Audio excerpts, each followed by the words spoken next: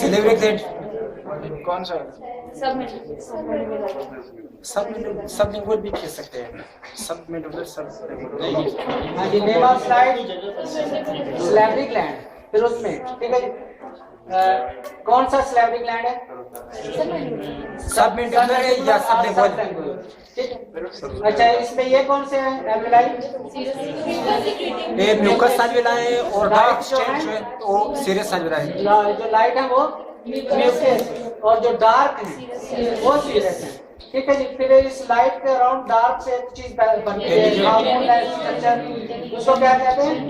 गैमीलियन। ये नजर आ रहा है, लार्ज करूं या बस चलिए? और ये क्या चीज है? सेंट्रास। और ये एडिपोज। ठीक है, या लार्ज करें? बस सर सही है। हाँ?